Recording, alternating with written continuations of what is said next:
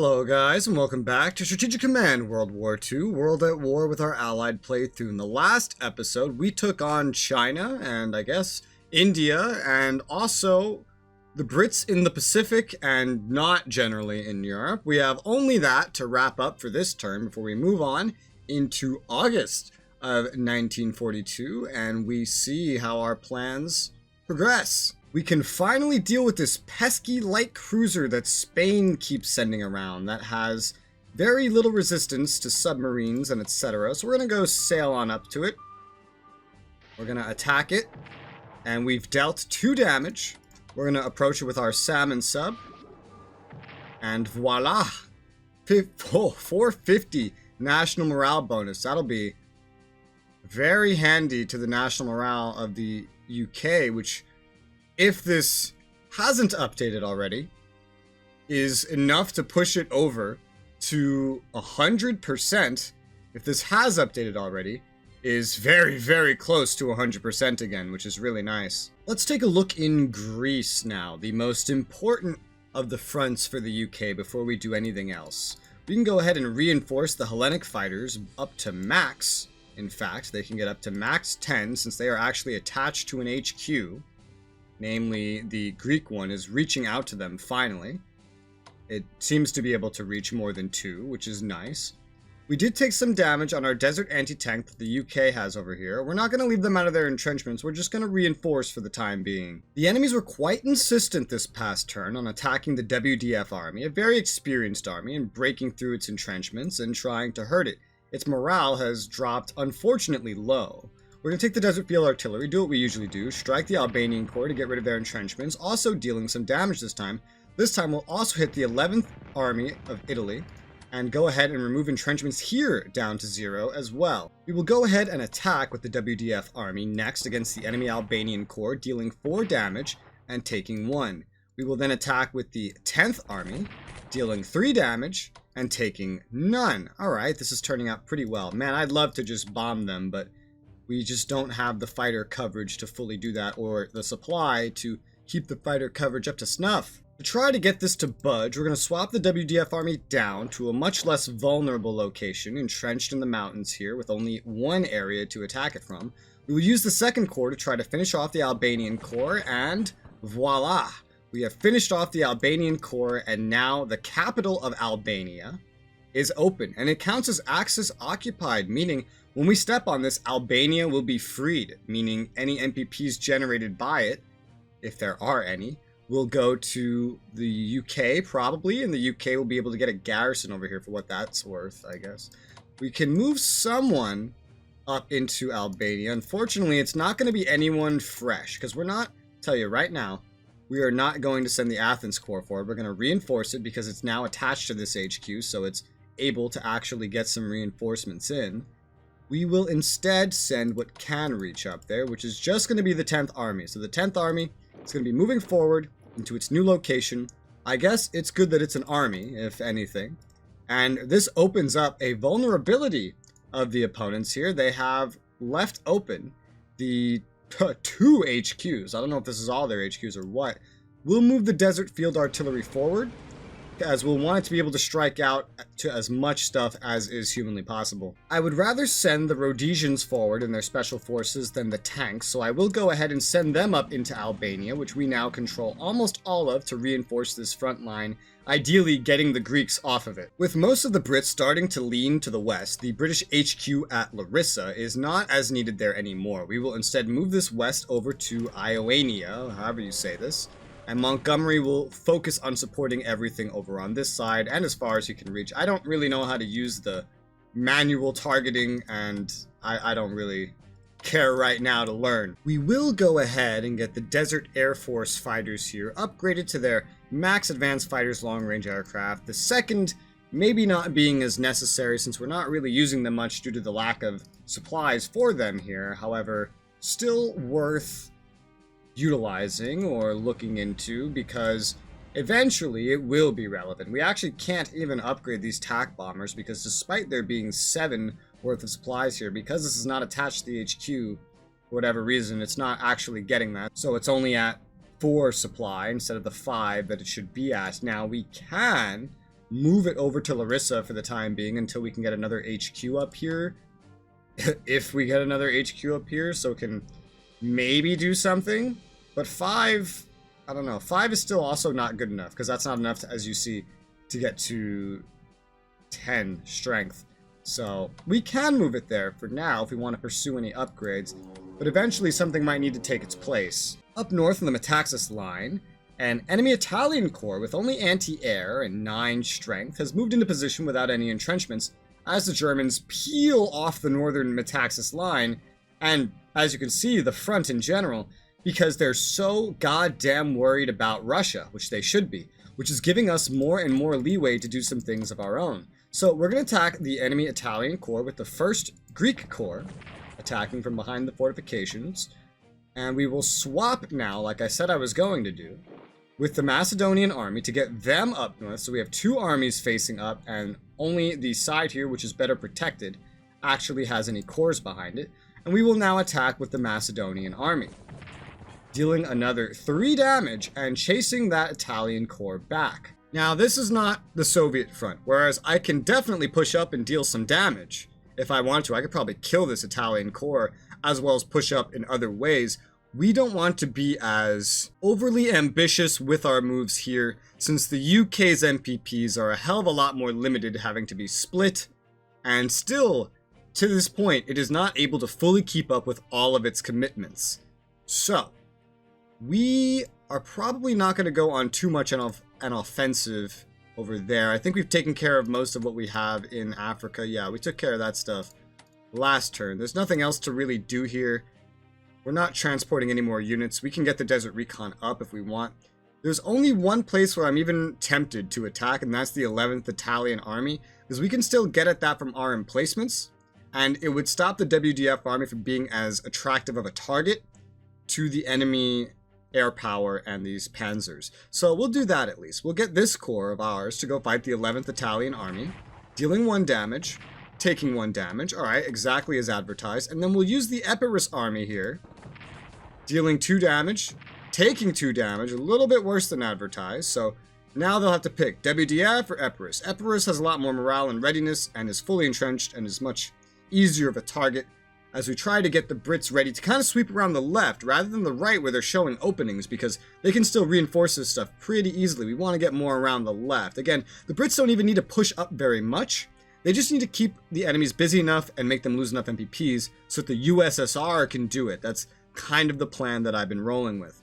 Now, we have some naval stuff to deal with as well. First and foremost, I want to make sure I have upgraded these tanks. I'm going to put them in a transport, a regular transport, 43 MPPs to get it in this regular transport. We cannot get it all the way over to Brest just yet. However, we can get it pretty far. So we're going to naval cruise it to right next to this destroyer. And the destroyer should hopefully be able to keep it safe. And then we can send it into Brest next turn, because we're going to have some stuff to do here as well. So, the Germans thought it would be a bright idea to go ahead and start pushing me in Brest. All that does is turn my attention to Brest. If they could barely hold this before, this is not going to make things a whole lot easier for them. Our biggest problem with dealing with this army is the fact that it is in very high supply, and we mostly have corps here and 1 special forces. With the tanks coming and us needing to make some more room in the rear, what I'm going to do, instead of actually just trying to directly engage it, is I'm going to reinforce the front line by the 1st Corps from the BEF. We'll take the Rupert 4 Special Forces, and we're actually just going to push, using our mobility, to get behind the German lines here. Now, we could go on the offensive. However, the enemy supply here is going to start trickling down rapidly, and especially as we get these tanks over here, they're going to have quite a lot to worry about. On the other side, all that's really ready to fight us is a Hungarian corps, which is fully upgraded with German tech, by the way, and an Italian corps, which is not as upgraded, unless they start moving things off of Cherbourg and Le Havre, which I don't think they will. I don't think they'll feel like they're that pressed to do that.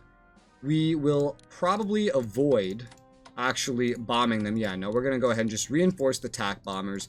We're going to reinforce the number 12 fighters, which took some good damage last turn. Now that we have advanced fighters level 2, we can go ahead and make room for the carriers again to get those upgrades in. However, we're going to have to take other things off first. I'll take the Javelin Destroyer and send it down somewhere that it might also help escort the first tanks from Canada. We will pop, let's see, the Ark Royal Carrier into there. Everywhere else we have ships where we intended to get ASW capabilities on to protect them from subs. Seeing as that is still rather important to deal with when fighting Germans, I will go ahead and start paying for these now in order to free up the ports. We will also reinforce the Belfast Light Cruiser, which took some casualties as well. The Norfolk Heavy Cruiser is pretty much free to go wherever the hell it wants. It does not need to stay up where it is. So we'll go ahead and, let's say, naval cruise that down towards Brest for the time being. It has all the upgrades that it needs. And when these start freeing up, we should be able to get more and more of the carriers in place to get their upgrades. One carrier, at least, the Formidable Carrier, is in range to just go over to London and seek its upgrades there. The Hood Battlecruiser is also awaiting ASW capabilities, and I will go ahead and fast track that. There's still plenty more to do with the UK, and I'm still more stretched with them than I am with anybody else. There's more opportunities for what we could upgrade and what we could do that we're unfortunately not really going to have full capability to do. We do know of a German submarine running around in silent mode up here. I see it likes to favor silent mode when it's not actually hunting. I should take some advice from that. We have two targets we could go for: the submarine or the battle cruiser with our maritime bombers. Let's see, defense against air, fighter, bomber, 1. Okay. And what about the sub? The sub's probably going to be harder to hit. Has less defense, but I'm pretty sure it would be harder to hit the sub than a battle cruiser. And if I kill anything, oh my god, killing a battle cruiser would be great. At the very least, repairing a battle cruiser is very expensive. So let's go ahead and put these Icelandic maritime bombers to use and start trying to bomb up here. 2 damage dealt to the battle cruiser, and damage to the maritime bombers has been evaded. I really wouldn't want to take damage up here because supply is so bad that we wouldn't be able to repair past 10 or past 8. Oh, okay. This battle cruiser is not by itself.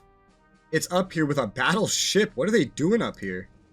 What could they possibly want up here? Are they trying to maneuver their way around towards, like, over here? I mean, that would be stupid. I have all this carrier stuff that can go up and get... Honestly, wait a minute. Holy shit. Oh, this is actually really, really cool. This is really important. If they stay around here, we could potentially intercept them with a fraction of the carrier fleet, but it also might be a little risky to do that. Again, it's another commitment of forces that could result in a lot of spending. For now, we'll just take the maritime bombers and go after the battle cruiser again. Getting it down another 1 damage and not taking any damage. Okay. What do we have capable of sailing up there? We'd have to divert destroyers to serve as a screen, or at least cruisers, since we know that there is a submarine up here. However, the battleship and battle cruiser do make very tempting targets, do they not? Well, tell you what, in that case, the carriers that actually still have the range to move, so not the Formidable, are going to go on a hunt. So we have to prepare our screen, or what screen we can prepare at the very least, regardless of current status of upgrades. We'll go ahead and start moving in that direction. I'll start with the screens right here. Their lack of ASW ability aside, just normal movement in case that there is any submarines that we want to avoid running into. Sending those cruisers up there, we'll take the Illustrious Carrier and send it in behind them. We'll send the Courageous Carrier up as well. And we have the Glorious Carrier, which can move in nearby. And hell, we'll even send the Ark Royal Carrier, and we'll only queue the Formidable to be upgraded. There's also more ships we can send than just the carriers.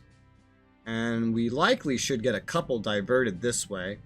The Canadian escorts could definitely be handy for escorting all this. Yeah, they could. Maybe even for luring out some of the enemy. Let's do that. Let's send the Canadians up north along the line here. We'll send the Ass Destroyer forward to join it. That's a little forward force to try to locate the enemies for our bombers. And then the Annapolis Destroyer is going to head northeast to support this British task force as well. We can fit a couple more ships. We have some battleships available and some battle cruisers. The ones that are not currently repairing can certainly move up in a position as if they were going to help. We'll send the Duke of York up the furthest with the rear screen, and the Prince of Wales just behind it.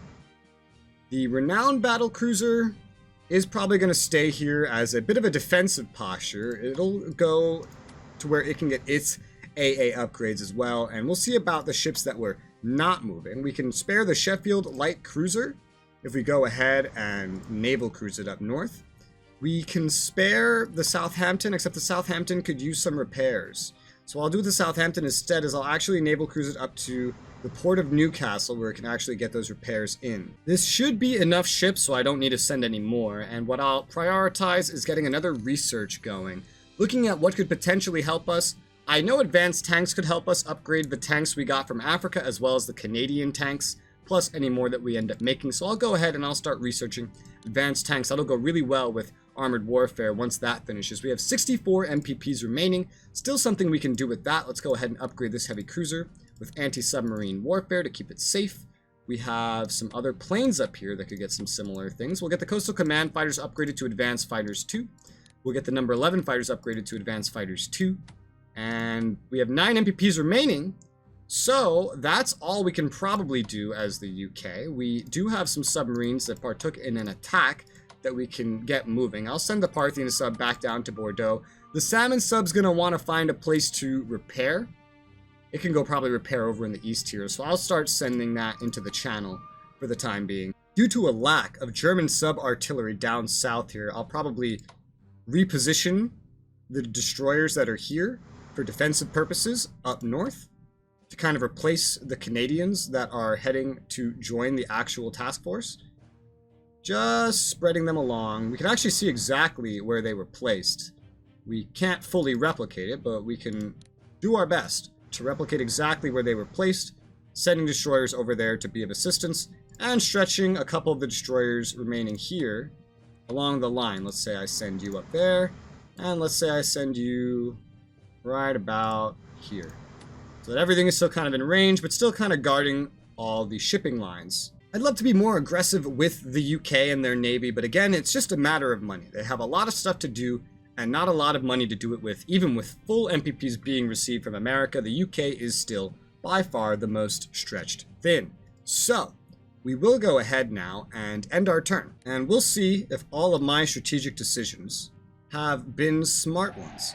Allies liberate Albania. That's very good. Hopefully that hurts Italian national morale. Land units continue west in America.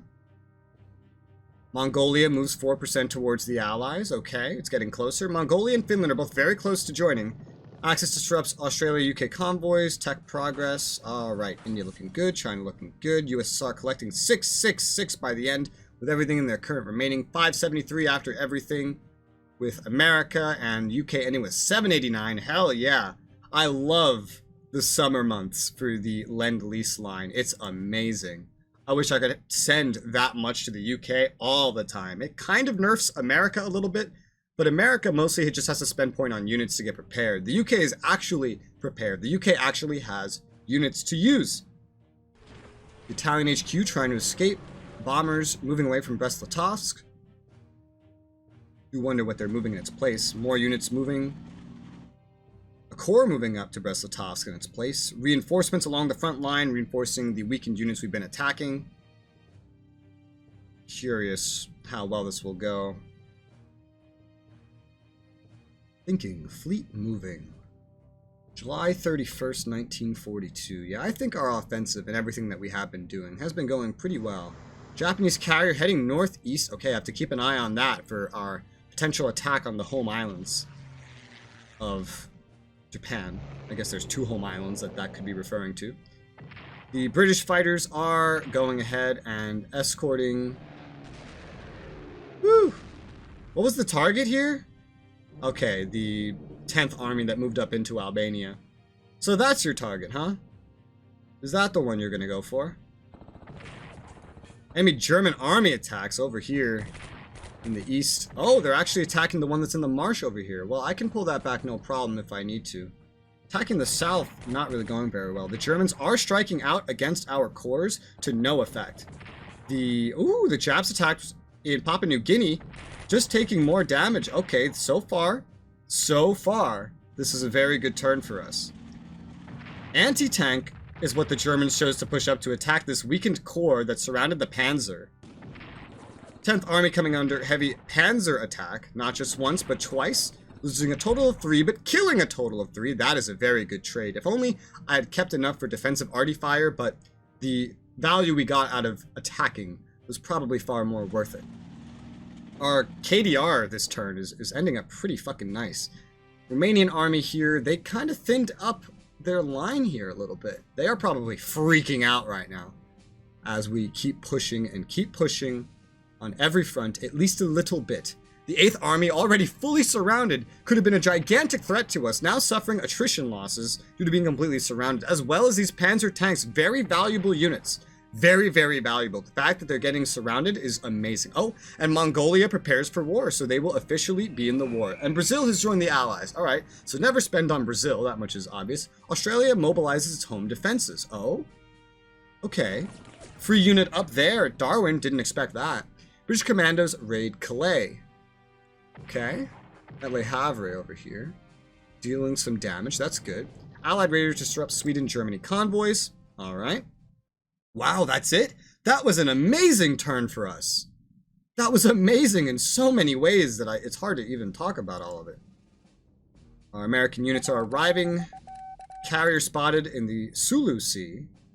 Zoni spotted. He didn't move back very far. Medium bombers in Buin. Oh, okay. Sub spotted in Ferrol. Okay. Army in Corregidor. Yeah. Poor Wainwright. I could have saved him.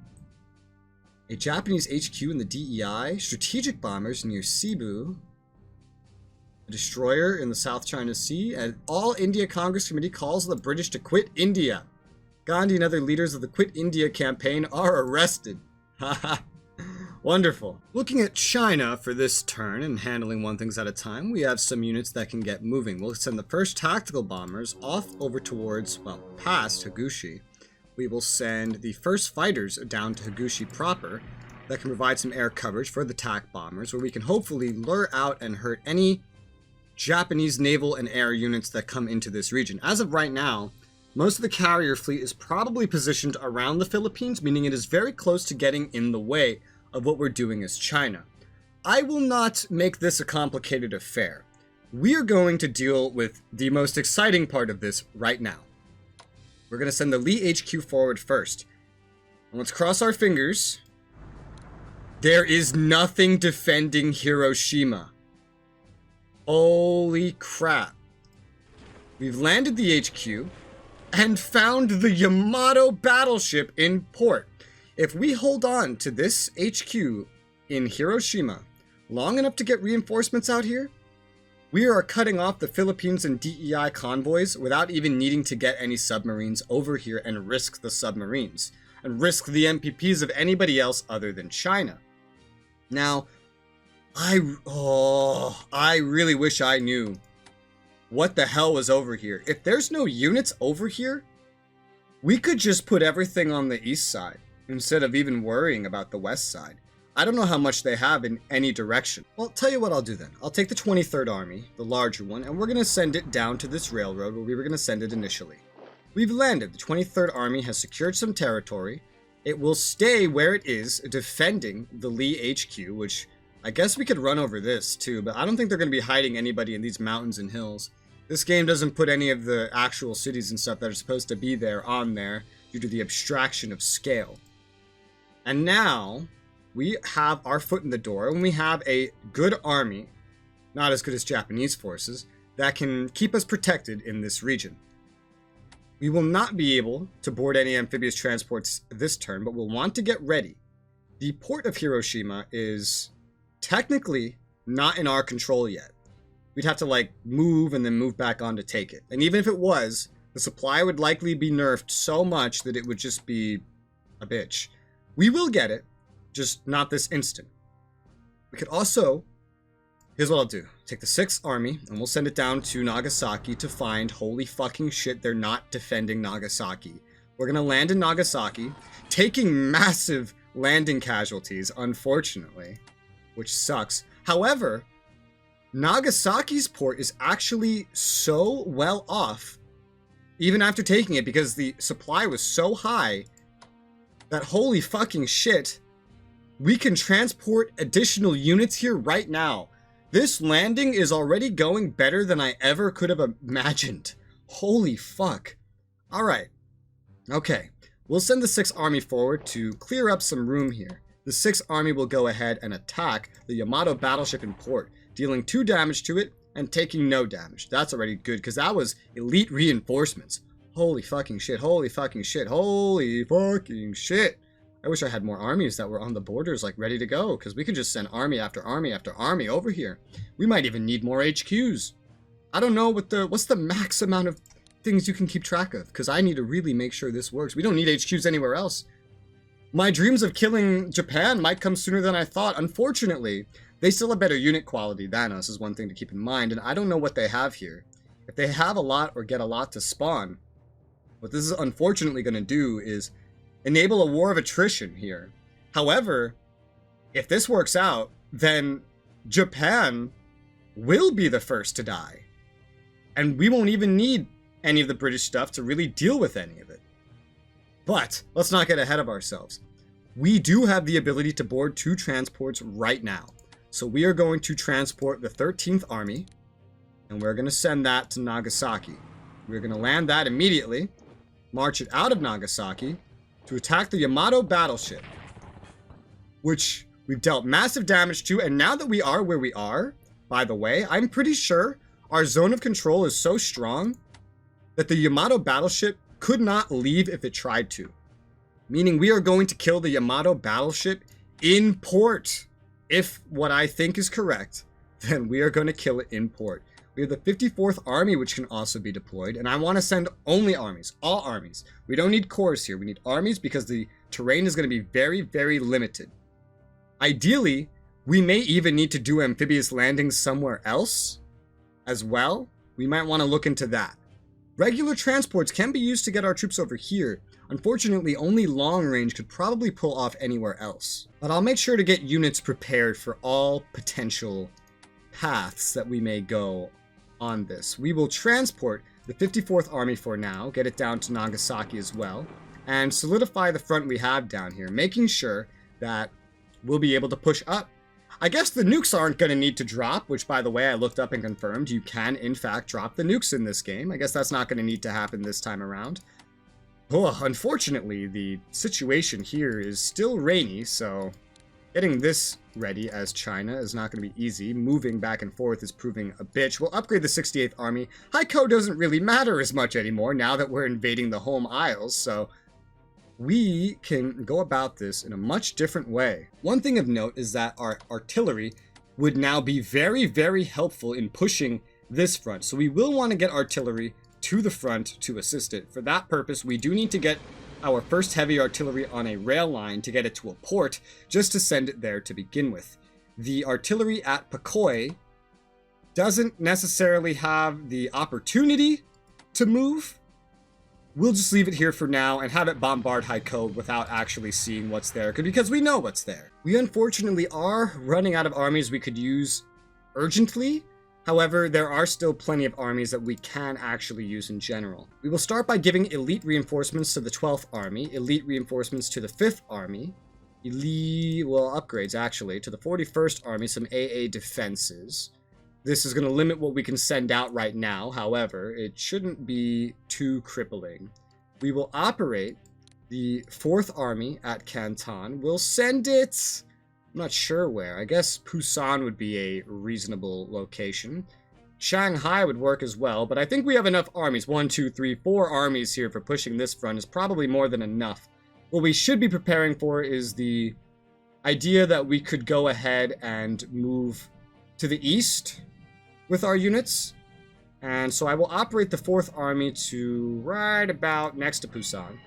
I will take the Sun HQ, and we're going to speed things up here. We're going to operate it over to Busan, so it's in position for potentially opening up another front in the north. I wish we could use Vladivostok or something to do this, and we could definitely just crush in on them They don't have the naval capacity. Pearl Harbor, the loss that we took was totally worth it. Now that the Japanese cannot manage this. I notice more and more of our troops are just being deployed elsewhere. It's kind of funny. We'll take this corps and let it just garrison Seoul for now. This corps is garrisoning Port Arthur. That works for me. There are many more corps up here that we could do with redeploying somewhere. We'll send this one down to Helsinki, this one down to Harbin.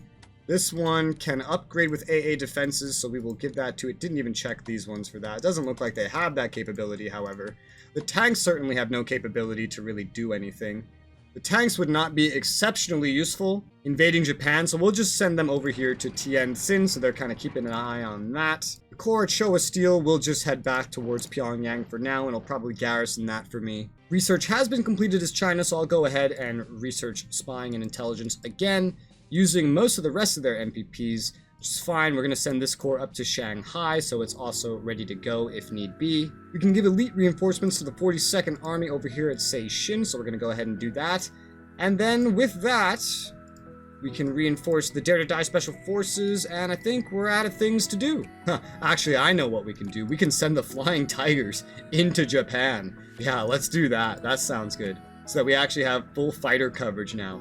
Dude, this is awesome. This is great. Holy crap. Japan really could fall, but we'll see. I expect vicious fighting up ahead now that we've landed. But Japan really could fall before anybody else at this rate. I did not expect this to be so easy to get a beachhead. And now that we've gotten it, oh boy, you're not getting me out of here. I can't wait to see how this progresses. So for now, thank you guys very much for watching, and I'll see you on the next one.